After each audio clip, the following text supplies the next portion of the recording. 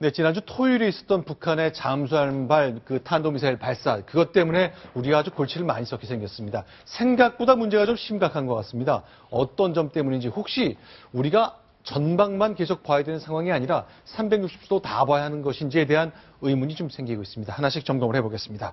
자, 먼저 북한의 5차 핵실험 예상되고 있습니다. 다들 그렇게 예상하고 있는데요. 국방부 얘기를 먼저 좀 들어보겠습니다. 시작합니다.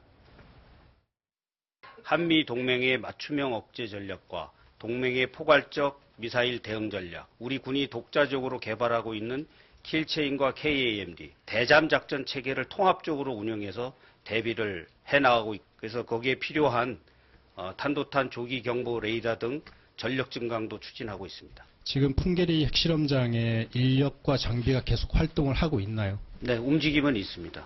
북한의 지도부의 결심에 따라서 언제든지 할 수 있기 때문에 기습적으로 할 수 있다라는 점에 초점을 맞추고 대비를 하고 있습니다. 핵조선 잠수함이 대책이 될 수 있을까요? 그거에 대해서는 아직 결정된 바는 없습니다. 자, 지금 이제 국방부 대변인 오늘 아침 상황입니다. 자, 신인균 대표께 좀 먼저 좀 질문 드릴게요. 자, 저렇게 임박했고 언제든 기습적으로 할 수 있다 그러는데 우리 그냥 지켜보는 거 말고는 사전에 막을 방법은 현재로서는 없는 거죠. 현재로서도 없고 앞으로도 크게 없을 것 같습니다. 네. 왜냐하면 문상균 대변인의 우리 대책이라고 하는 것이 네. 탄도탄 조기 경보 레이더를 추가로 배치하는 것을 진행하고 있다라고 이야기를 했거든요. 자, 그러면은 탄도탄을 갖다가 발견하는 레이더, 지금 우리 공군이 그린파인 레이더라고 하는 것을 두 세트를 가지고 있어요. 네. 근데 그린파인 레이더도 사드 레이더처럼 북쪽만 바라보는 레이더입니다. 그래서 SLBM이 뭐 동쪽이든 남쪽이든 어딘가에서 날아올 수 있기 때문에 그 뒤쪽도 바라볼 수 있는 그린파인 레이더를 우리 군이 지금 추가로 지금 배치를 합니다. 그걸 가지고 지금 이야기를 하는 건데, 자, 그러면은 뒤에서 미사일이 날아온 것을 발견하면 어쩌겠다는 겁니까? 네. 그냥 뒤에서 날아오네, 우리 큰일 났다? 이거 외에는 할 수 있는 게 없어요. 뒤에서 날아오는 미사일도 여격할 수 있는 시스템을 가지겠다는 이야기를 지금 국방부는 안 하고 있습니다. 그걸 지금 하라는 주문을 저는 계속하고 있는 것인데, 네. 지금 그걸 안 하고 있고, 북한이 북쪽에서 미사일을 날리면 그것을 막아낼 수 있는 방법, 지금 8개 공군기지에 팩3 배치를 진행을 하고 있고, 그건 공군기지밖에 못 막아요. 그리고 지금 미국이 혹시 사드를 배치를 하면 한 두세 개 도 정도를 방어할 수 있는 능력은 되죠. 그러나 지금처럼 SLBM이 서해, 동해, 남해에서 날아오면 탐지는 좀 하겠다라고 준비를 하고 있다는 건데, 막아낼 수 있는 방법은 지금 안 하겠다는 겁니다. 지금 화면에 나오는 그린파인 레이더예요. 네. 저거를 뒤쪽도 볼 수 있게끔 추가로 한 두 세트 정도 더 사겠다는 말인데, 그러면 뭐합니까? 보기만 보고 막아낼 수 있는 능력이 없는 거예요. 그걸 하라는 겁니다, 저는. 그래서 필요한 게 과거에 이라크를 상대로 이스라엘이 했던 오퍼레이션 오페라 작전, 즉 오시라크 원전을 폭파하는 작전을 감행해서 성공시켰는데, 우리는요 이런 사건이 생기면 장비만 사고 돈만 들이거든요. 그린파인 레이더나 사드 레이더를 또 배치하게 되면 또 상당한 돈이 나가고 또 여러 가지 될 텐데, 사실 우리가 공격을 해서 부셔버리면 굉장히 쉽고 북한도 쉽게 다룰 수 있습니다. 그런 시도를 좀 하는 연구를 해야 됩니다. 그러니까요. 다시 한번 설명드리겠습니다. 그린파인 레이더라는 것이 이제 북쪽을 향해서 이제 광범위하게 북쪽의 움직임을 볼 수 있는데, 자, 이제 저 잠수함에서 미사일을 쏘게 된다는 것, 특히 이제 경량화된 핵미사일을 쏘게 된다는 것은 이런 곳에서 와서 쏠 수 있잖아요. 그렇죠. 그거를 북쪽만 볼 게 아니라 360도를 다 봐야 되는 건데, 현재로서는 우리한테 그런 능력이 없다는 거죠. 자, 그린파인 레이더는 보기만 하지 그걸 미사일 포대에다가 정보를 줘가지고 미사일 날아가게 할 능력이 없기 때문에 현재 사드 레이더하고 근본적 차이가 있습니다. 사드 레이더는 앞에 날아오는 미사일의 그 속도나 위치를 정확히 파악을 한 다음에 자기가 가지고 있는 미사일 포대에다 정보를 줍니다. 그럼 미사일이 그 정보를 가지고 하늘에 날아가서 정확히 맞히게 되거든요. 그러니까 그린파인 레이더를 2개 더 배치하는 것은 내 볼 때는 예산 낭비고, 차라리 그럴 바에야 사드를 미국에 가져오면은 미국에서 사드를 한두 개 포대를 사는 것이 오히려 예산 낭비를 줄일 수 있는 거라고 저 생각이 됩니다.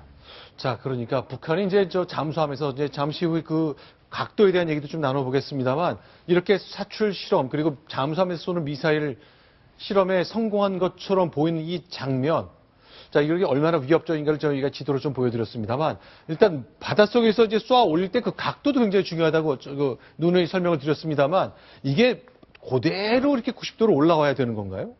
어떻습니까? 통상 보면은 이 콜드 런지를 할 때도 90도로는 잘 안 합니다. 약 한 네. 85도로 해서. 왜 그러냐면 네. 처음에 올라갈 때 다시 뒤로 떨어질 가능성이 있기 때문에 네. 그러면 밑에 있는 잠수함이라든가 아니면 네. 지상 발사되어 있는 그런 사람들이 전부 다 몰살할 가능성이 있는데 네. 지난번에 무스탄 미사일 쏠 때 네. 실패를 하고 나서 네. 10여 명의 북한군 미사일 기술자들이 전부 다 죽었습니다. 마찬가지로 네. 해서 그래서 이 각도는 통상 보면 한 85도 정도로 이제 쏘게 되거든요. 그래서 네. 지금도 한 85도 되는 것 같습니다. 네. 자, 그런데요. 자, 보면 이제 90도로 쏘면 가까이 되면 좋지만 그렇게 되면 자기가 다칠 수 있으니까 약간 한다는데 74도에서 한 85도 정도의 각도로 왔다는 거는 기술이 뭐가 네. 어들었다는 얘기죠? 우선 좀 설명드릴게요. 저 왼쪽 사진이 작년 5월 달이지 않습니까? 네. 저 때 지금 확 올라왔는데 옆에 것도 마찬가지인데 불은 지금 안 붙었고 지금 연기 시커먼 연기만 있지 않습니까? 네. 이게 뭔가 하면 우리 미사일을 우리 나로호를 생각하시면 좋아요. 나로호 네. 쏘게 될 때 뒤로 시뻘건 불이 나오지 않아요? 그러면 저게 잠수함이든 배에든 쏘게 되면 똑같습니다. 네. 불을 붙이면. 근데 배 같은 경우에는 수면 위에 있으니까 그 불을 처리할 수가 있는데 물속에서 쏘게 되면은 잠수함이 그 불을 받으면은 굉장히 요동을 치게 되고 힘들어집니다. 네. 따라서 처음에 물속에서 올릴 때는 고압가스로 확 밀어줍니다. 네. 고압가스를 이렇게 그 공기 압력 때문에 올라오는 게 첫 번째 74도. 작년 5월 8일 네. 상황이죠. 그때 사출을 성공한 거고 사출 이후에 불이 붙어서 날아가는 건데 저때 작년 5월에는 일단 사출이 못 배웠기 때문에 각도는 신경 안 쓰고 74도라도 점화까지는 하긴 했습니다만 큰 의미 없이 했고요.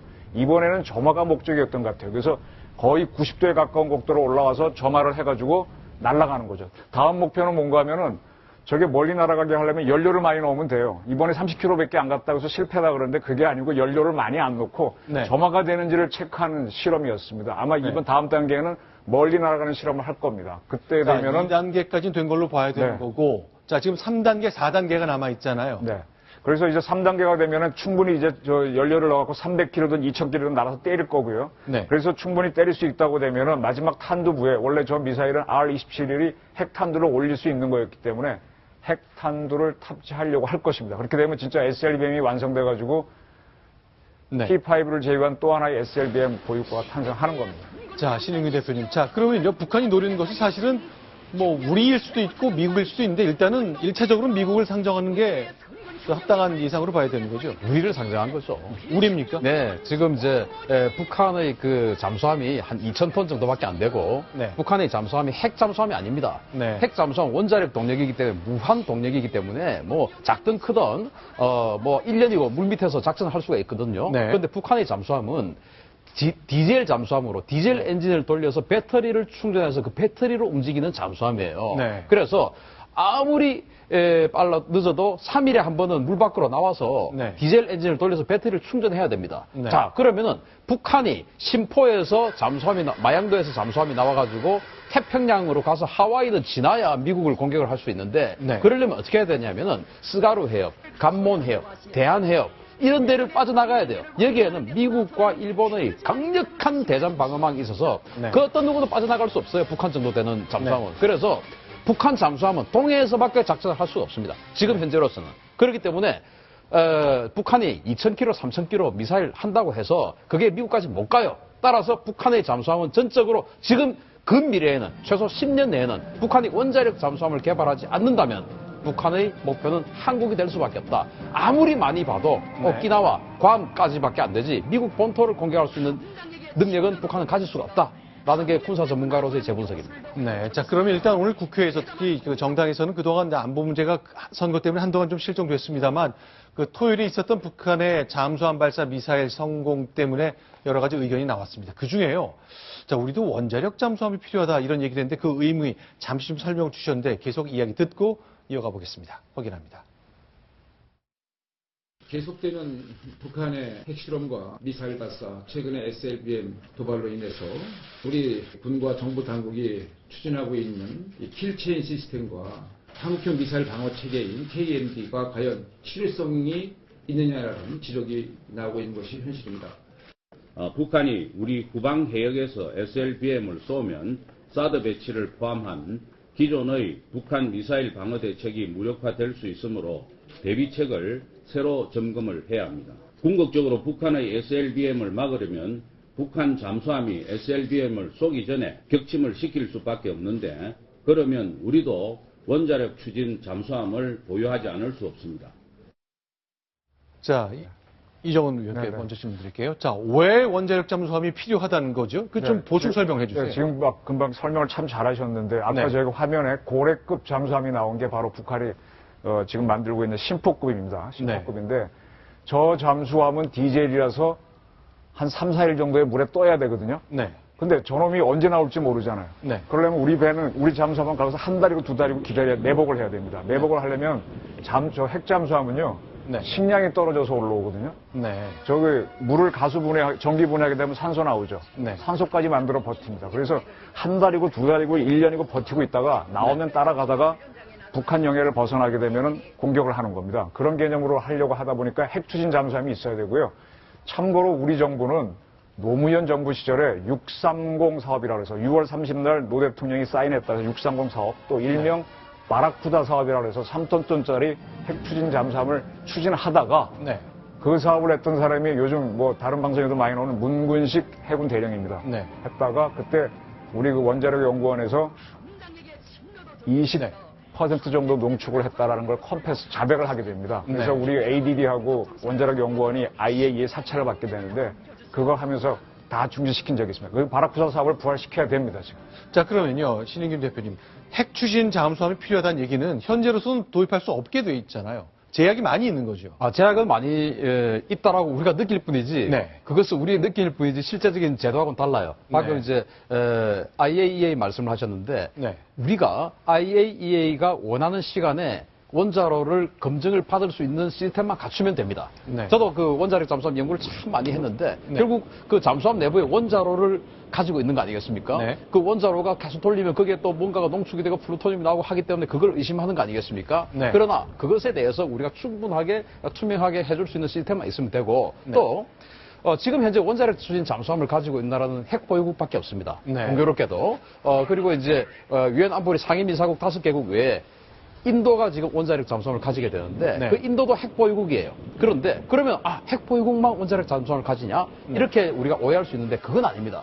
다행스럽게도 우리 입장에서는 다행스럽게도 브라질이 지금 원자력 추진 잠수함 사업을 진행을 하고 있는데 거기에 프랑스와 미국이 협조 또는 제재를 하지 않고 있어요. 네. 그래서 브라질이 가면 우리도 사실 따라갈 수 있고 저는 이것이 하나의 기회라고 생각하는 것이 아까 이제 자막에 3,000톤급 잠수함 나왔는데 우리 네. 해군이 척당 1조 2천억에서 1조 5천억 원 정도의 막대한 사업비를 가지고 3,000톤급 잠수함 사업을 지금 진행하고 건조 중에 있습니다. 이것을 후반부에 가서는 원자력 추진 잠수함으로 만드는 것이 더 합당하지 않느냐. 그래서 아까 새누리당 그 지도부의 의견이 상당히 맞다. 그렇게 해야 됩니다. 네.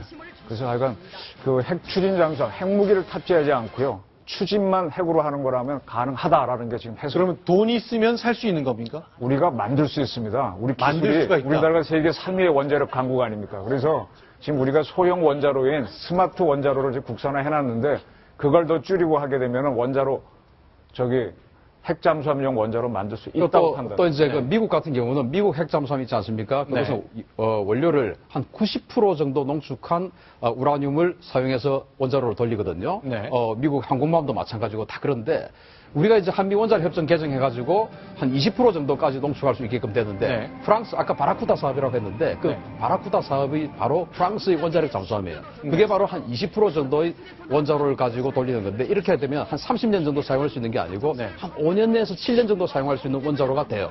이런 것도 우리가 충분히 고려해 볼 필요가 있습니다. 자, 그런데 이제 이렇게 잠수함에서 발사하는 미사일, 북한이 이제 중시하기 때문에 김정은이 현장에 매번 가는 듯하게 보이는데요. 자, 멀리서 발사하는 거니까 망원경으로 보는데 좀 특이한 모습이 있습니다. 저건 군용인가요? 어떤 망원경인가요, 저게? 잠만 망원경이죠. 아하. 예, 그래서 아마도 저것이 북한이 가지고 있는 망원경 중에서 가장 성능이 좋은 망원경이 아닐까. 네. 그래서 김정은이 저걸 보는 것이 아닐까 싶은데 저렇게 꺾기형으로 장망경 스타일로 생겼다고 해서 저게 뭐 특별히 다른 기능이 있는 게 아니고 배율이 좋은 것 같습니다.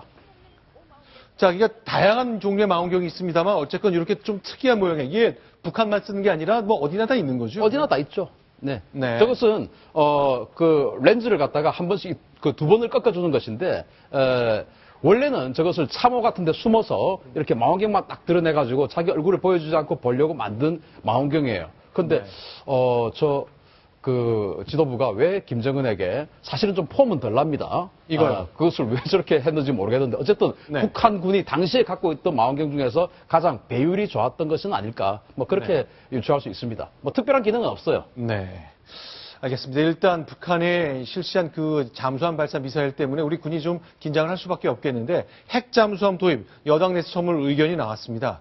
자, 여러 가지 제약이 있다 없다 논란이 이어질 것 같은데 과연 이 상황이 어떻게 정리가 될지 좀 시간이 걸릴 것 같습니다.